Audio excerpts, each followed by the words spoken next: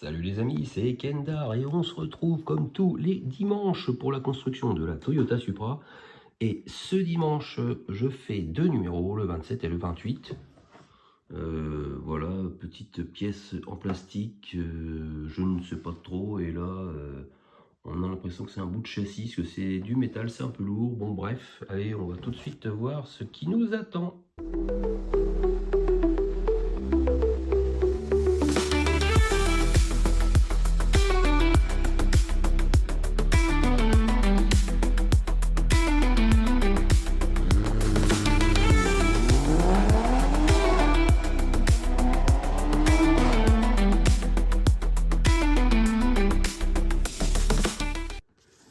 Alors, voyons voir ce qui nous attend dans ce numéro 27. Le numéro 27, c'est le garde-boue arrière. Ok, donc on continue sur l'arrière. On a mis les passages de roues la semaine dernière. Donc là, on continue toujours sur cette partie. Et pour faire cette installation, il faut bien sûr récupérer le châssis arrière. Voilà, le châssis est là, et maintenant on place le garde-boue arrière gauche sous l'ensemble des passages de roues arrière gauche 1 et 2. Il faut récupérer du coup, ça c'est le droit, là on est sur le gauche, voilà le L, et ça se met apparemment là-dessus. Ah oui, ok, on voit des picots ici, il y a des trous là, donc ça doit juste s'enfoncer dans les trous. Voilà, je vois qu'il y en a un en bas qui est mis en haut, par contre pas spécialement. Est-ce que c'est normal, est-ce que c'est pas normal? Je vais peut-être commencer par mettre celui du haut d'abord. Ah, je le vois pas des masses. Ah, peut-être que ça rentre là, non, même pas. Ah, il a l'air d'être mieux positionné. Ah, voilà. Et lui, il est là. Allez, il rentre là-dedans, toi. Tu étais tout à l'heure. Voilà. Ok. Donc vraiment, il faut que ça rentre bien dans les deux trous, ici et ici. Voilà. Et normalement, ça prend bien la forme. Ok, donc pour l'instant, on ne fait pas le droit, on fait que le gauche. Ok. Maintenant, on va placer le garde-boue arrière gauche entre le passage de roue arrière et le châssis. Et on fixe ce garde-boue au passage de roue avec une vis IP au passage de roue 1 et deux vis AM sur l'autre côté en fait. Donc, je récupère, ça c'est pas celui-là, c'est celui-là avec le L.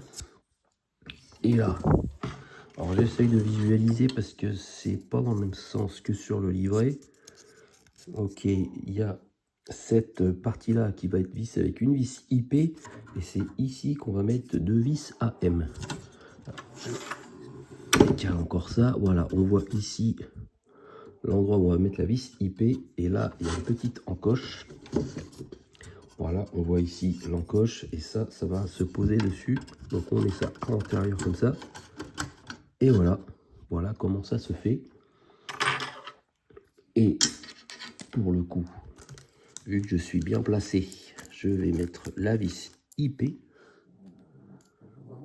Ça va être facile. Vis plastique, ça se visse ultra facilement. Il n'y a pas de souci. Voilà. Et après ces deux vis AM sur le petit côté. Après, je suppose qu'on va faire exactement pareil pour le côté droit. Pour l'instant, apparemment, on se concentre sur le côté gauche. Tac, ça c'est fait. Et l'autre, je serre bien. Voilà, on vérifie là. Ça c'est fait. Et c'est pas encore terminé parce que vous voyez que ici il y a des petites pattes Et là, c'est 2 vis NM, c'est des vis avec une petite rondelle intégrée.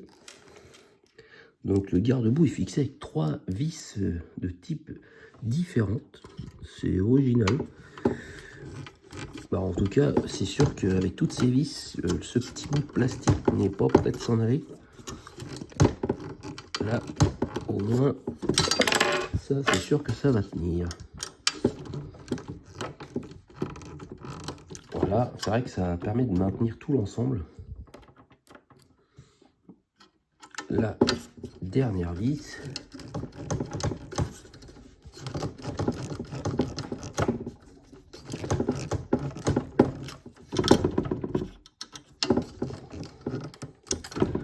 Et voilà, ça c'est terminé pour ce côté. Et en fait, après, on rebelote, on recommence pour le côté droit. Donc je fais le côté droit et on se retrouve juste après.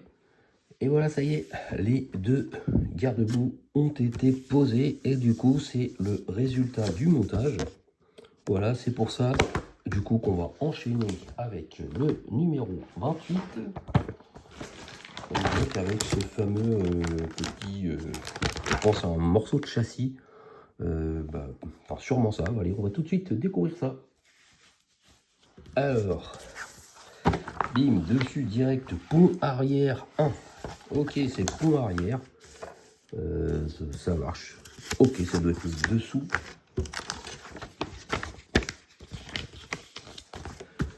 On place le couvercle sur le pont arrière comme illustré. On prend le fameux pont arrière, donc ça c'est pièces en métal, par contre tout le reste après c'est du plastique.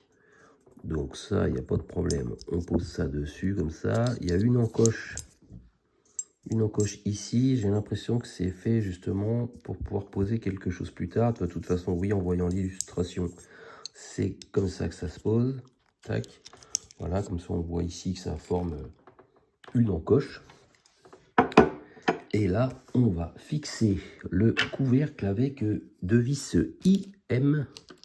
Ok, une vis métal.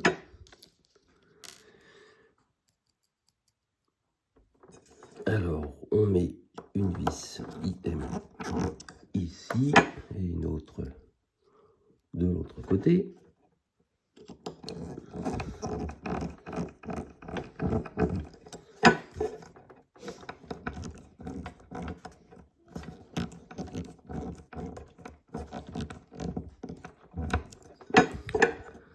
C'est fixé. Un petit peu celle-là. Hop, et voilà. Ça c'est bon. Je pense pas que ça va être un numéro très long. Maintenant, on va placer le support de la suspension arrière gauche dans le trou indiqué du pont et on le fixe avec une vis BM. Notez que la pièce 28C comporte la lettre L gravée à l'intérieur. Ok, donc il faut bien faire attention aux spécifications. Ouais, ok, là je le vois, le petit L en bas à droite. Si je prends celle-là, voilà, il y a le petit R, c'est vraiment très subtil, mais on le voit quand même. Alors, pour pas se tromper, on met ça comme ça. Et le support.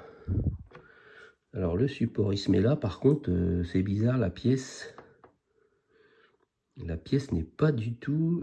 Enfin, elle comporte... Ouais. La pièce que j'ai...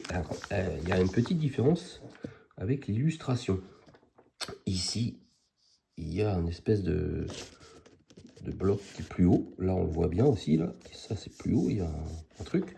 Alors que moi, regardez, c'est tout plat. Voilà, si je le mets, on voit là et là. Voilà. Ah bah oui.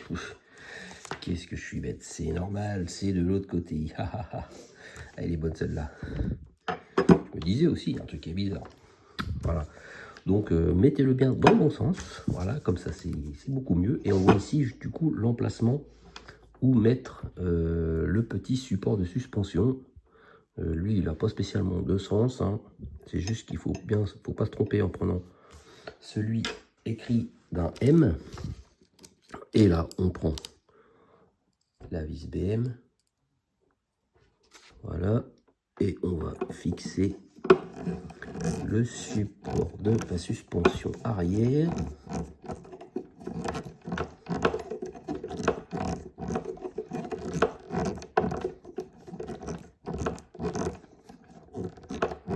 Hop, ça c'est fait. Après, je suppose, voilà, c'est celui du côté droit. Ah, par contre, ceci, effectivement, il y a quand même un sens. Je n'avais pas vu. Vous voyez que la pièce, elle est arrondie d'un côté et angle droit de l'autre. Et l'arrondi se met côté extérieur. Et coup de bol, j'ai mis celui de gauche dans le bon sens. Parce que j'aurais très bien pu le mettre dans le mauvais. Donc là, c'est vraiment, voilà, il faut bien observer. Et c'est assez subtil sur la photo, là, on ne voit pas plus que ça. Et il ne précise pas l'indication. Comme quoi qu'il faut la mettre dans le bon sens. Allez, on va visser cette vis-là. Et ça sera terminé pour ces deux numéros. Alors vous voyez, c'est des petits numéros, pas très longs. Ça me change de la Skyline que j'ai fait l'autre coup, 3 heures. Là, je peux vous dire que j'en avais marre. Ça s'entend peut-être même à la fin de ma vidéo, comme quoi que je commençais à être fatigué quand même. Ouais, c'était... voilà, je m'en rappellerai de ce numéro. Bon, ben voilà, ça, le pont c'est fait. Du coup, résultat du montage, c'est ça. Pour l'instant, on ne l'installe pas sur le châssis. On verra ça au prochain numéro. Et en parlant de prochain numéro, qu'est-ce qui nous attend la semaine prochaine pour le numéro 29? Le numéro 29, voilà, c'est ça. Bah, on voit qu'il y a encore des supports. Et puis là, je pense qu'on va commencer à installer des choses sur cette partie-là pour pouvoir mettre après plus tard la suspension arrière. Bon, ben voilà, un petit numéro assez rapide. Merci de m'avoir suivi pour ce numéro 27 et 28. Je vous souhaite une bonne semaine, un bon week-end et à la semaine prochaine pour le numéro 29. Salut, salut!